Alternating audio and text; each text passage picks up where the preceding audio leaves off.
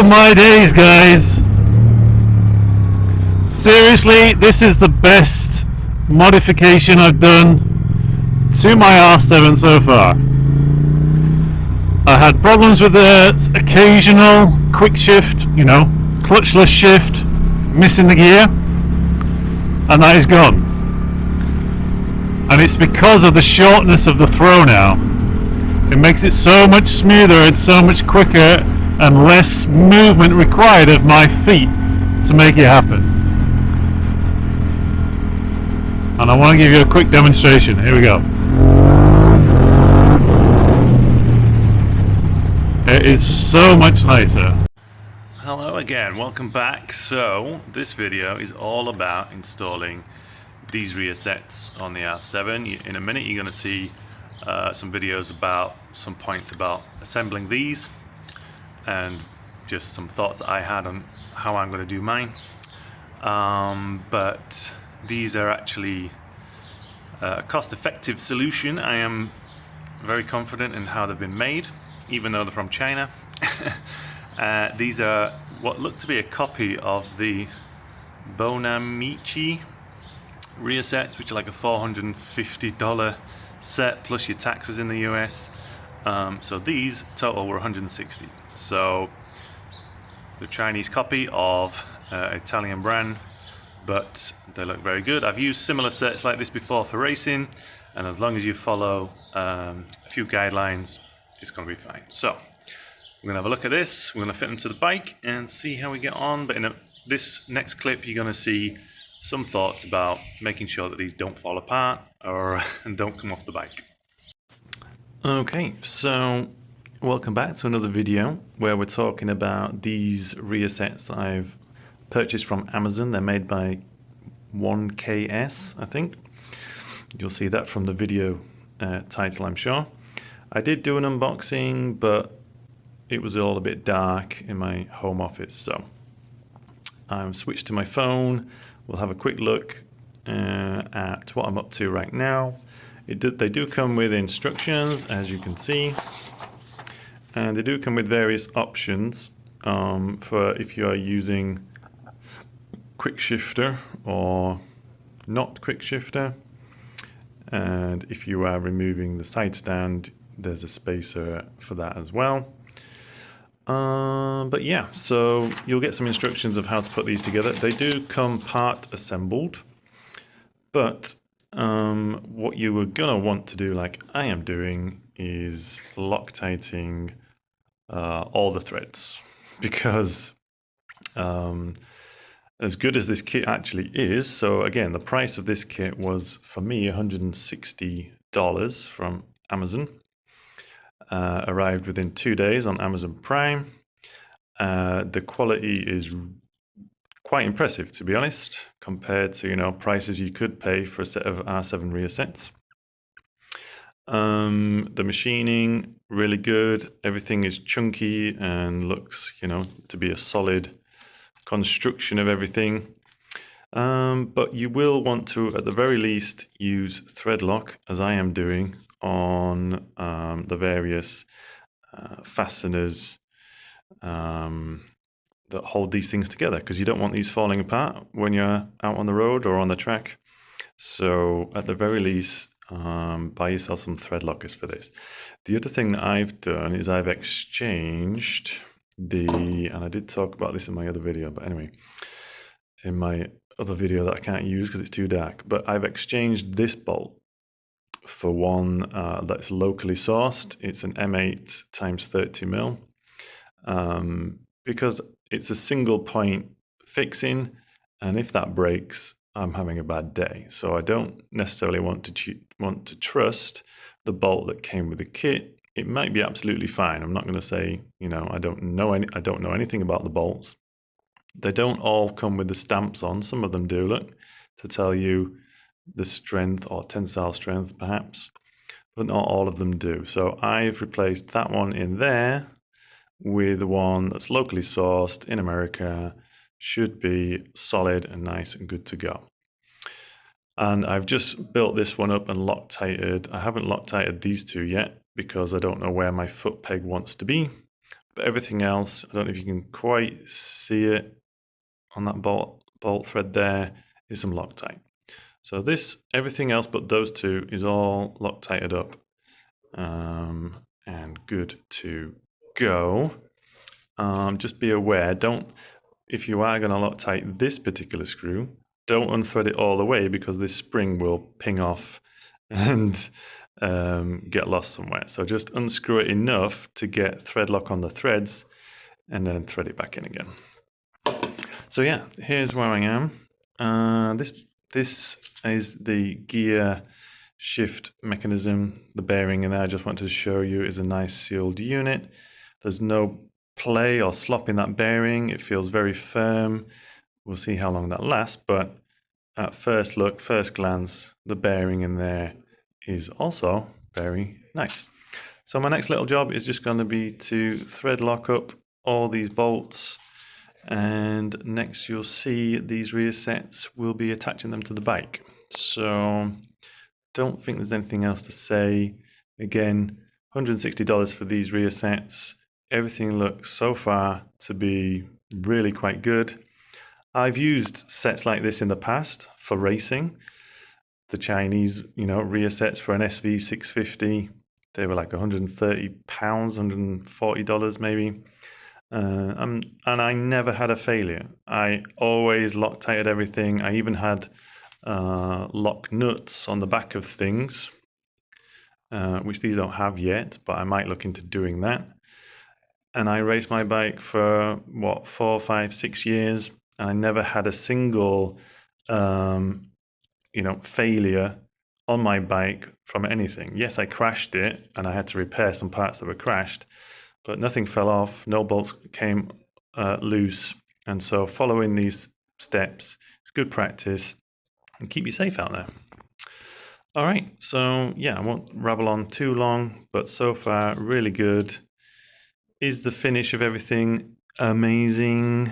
Well, it's good enough, and that's, you can see some of the milling marks in there, but to be honest, that is really going to be nitpicking if you're going to complain about that. These are good, solid rear sets, and you can buy a second set for spares, and you're still under the price of many of the mainstream named rear sets. And I don't think there's anything wrong with these just yet. Obviously, they're not on the bike yet, but I don't see any issues so far. All right, so see you in a minute. Okay, so I'm starting to strip down the brake side. I like working on the brake side first because it's a little bit more complex on the other side. So if you've got this done, it's plain sailing usually on the gear side. I will point out, just so you can see the kind of differences from stock. I don't know if you can see that, but if I hold the rear set kind of in line with the stock set, not doing a very good job with the phone, but you can see just how much further back you can get these foot pegs. Obviously there's a lot of adjustment holes there, but that just gives you an idea of the differences. So it retains this bracket here with the spring on it, so I just need to unbolt that, and we'll keep that with the spring. Obviously retains the master cylinder, but everything else is going to disappear. Some of the bolts you're going to reuse. So yeah, just loosen everything up. We'll take it all apart and then reattach to the new set. Okay, a couple of notes to make at this point. Number one is that this spring here, which used to attach to the lever, seems surplus to requirements. You do still connect the spring, and this does retain the brake switch, so that's good if you're after a rear set that keeps the rear brake light working. These will work for that. Don't forget to put the spacers here, because otherwise it'll sit too close to the swing arm at this point, so don't forget those. And I am building these up just, again, finger tight, no Loctite just yet. I want to make sure it goes on and fits well before I start applying any Loctite. And again, as per one of my other videos where I was using my own adapter plates to bring the pegs back, you may need to loosen up the brake lines. They usually sit on a stock bracket in there. You may need to move those, you may not. I had already moved those around so that I could get my adapter plates on, but you might not need to. But anyway, just finishing up this dry fit, and then we'll start applying some Loctite. Okay, so we've got things kind of tightened up, and just to prove that the brake switch does work, I'm just going to show you that quickly. So there you go, nice and easy. So finish up Loctiting this and this. You can see the clearance on the swing arm. So using those spacers is important because we really don't have too much clearance. I mean, it's enough with those spacers, but just don't forget to put those in. And you'll see I'm using my own fasteners, not the ones that came with the kit, as previously talked about in the other clips. Okay, and that is the brake side, all complete. Loctited the bolts. These are not Loctited yet. I'm just going to play with the positions when I get sat back on the bike. But what I'm trying to do is go as high as I can, but without going too far back. I've got really long legs. Main thing for me when I go onto the track is that these pegs are giving me good ground clearance when I'm going around the corners, but I do need a bit of comfort. So I've gone as high as I can, but without going too far back. So this is the position I've gone for, and we'll see how that goes in a minute when I sit back on the bike. But yeah, nice looking bit of kit this. So onto the gear side. Okay, so coming to just take off the gear side of things, you do need to pop this rubber boot off of the gear mech and undo this, which is probably easier to do in this situation rather than taking it off the bike first. So undo that one and then undo the rest and take them all out off the way. Okay, so that is the foot peg installation done. Now we're moving on to the actual gear change mechanism, and we need to undo one of the bolts of the side stand. It's the front bolt. We're going to take that out, and then in its place screws in this bolt here from this lever mechanism. So yeah, got to do that. Again, Loctite on the threads, should be good. Alright, so we've got the lever mechanism installed. There are some flats on the back of this screw-in piece, but to be honest, if you are keeping the side stand, you're not going to be able to get a spanner on there unless it's some kind of angled open spanner, which I don't have. I've managed to spin mine in using the Allen on the front, and I will go and find an angled 17mm spanner to be able to nip that up completely. The rest is all back in there. There's a spacer that comes with this. Don't forget that spacer, otherwise the shift rod will sit at an angle instead of straight, which isn't great for things. So use the spacer. I've used my own bolt here. The stock bolt isn't long enough with that spacer, so I've used one of my own stainless that I found. Otherwise, I've used the fastener hardware that came with it. What I'm noticing is that the throw is a lot shorter than stock, which I think for me is going to be a good thing. I've got big feet. It's hard to get my feet into all the positions to lever these all the way, and sometimes that was causing me to miss gears. So now it's actually, if you look, it's a lot shorter throw, and I'm using the end pivot point or bolt point to do that, and if you went to the next one in, it would be even shorter a throw. So anyway, I'm gonna hop on the bike. There is a confession time. So this is just some of the things you might face when you've bought Chinese. These holes here, the bolts are not going in nicely. They go into the ones where they came pre-assembled in, fine. But these holes it's starting to look like the bolt's going at an angle. So I'm going to get a tap and tap the holes again. Just run a tap through with a bit of oil just to open those up nicely so that I can get all the adjustment positions I need to. Not a problem. And on the back, we've got plenty of space on these.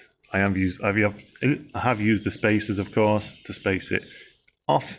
But there is plenty on space on the back, and sometimes, and I may do this, that's sufficient to put a lock nut, get a longer bolt to go through, and then put a lock nut on the back as well. So I may be doing that. But anyway, and I've also reused the original rubber hood, which I think will work. I'm just gonna make sure I've got everything in the right position, and then I'll try and pop that on. If not, then I'll just have to unbolt it and take it off again. All right, but I'm now gonna hop on the bike and see how I like the positions of things and see how we get on. All right, so I've realized this, a little little mistake, if you want to call it that I've made. In this position, you're using race shift. So that's where you are, is that right? Pulling up to go down. It's one of those things that you never think about until you experience it. But either way, this is not road pattern for the gear shift. I would like one day to try using race shift because I know it's supposed to be loads better on the track. Right now, I'm going to try back in the road shift anyway because I just want to make sure that these work as I want them to without getting myself confused about race versus road patterns. So I'm just going to unbolt this, move that over there, and that'll be back to road shift. Okay, so there it is, hooked up back into road shift. The rubber boot does fit nicely. Everything's tightened up. I've checked the position. I'm very happy with it. It feels really good. I can't wait to try it on the road because this has been one of the perhaps weaker points that I found on the R7 is the gear change. It's a little bit agricultural, feels quite lumpy. I'm hoping that this may help me, seeing as it's a shorter throw. So I can't wait to try it on the road. And so we'll try that next, hopefully. But thanks for watching so far. And if I do get a road test in, that will be coming up right next. And if I don't, that will be the next video. Anyway, installation really good, quite impressed. These threads, obviously a down point, but not the end of the world. We can sort that out quite easily. And for $160, yeah, very impressed. I can't wait to try these out. Hi everyone, so let's do a little test run with the new rear sets installed. Hopefully I've got the levers in all the right places, but this is just a check of how nicely the shift actually works. And yeah, just to see what I feel about them immediately. It's a very cold day, so we won't be out for too long. I just wanted to get a feel for it and see if we like it. Yeah, that lovely Akrapovich. Here we go.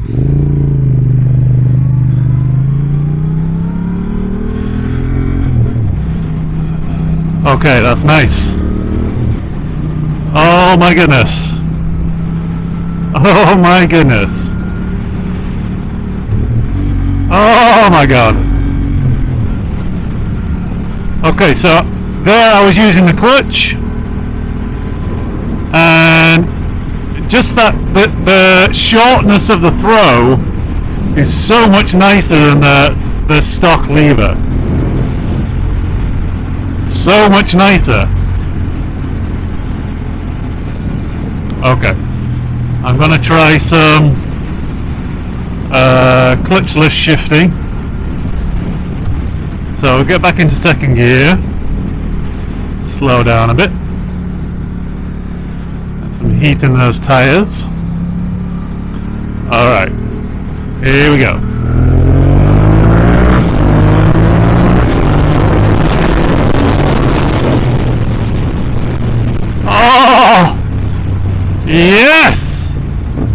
Yes! That is so much better. Ah, I can't even tell you how much better that is.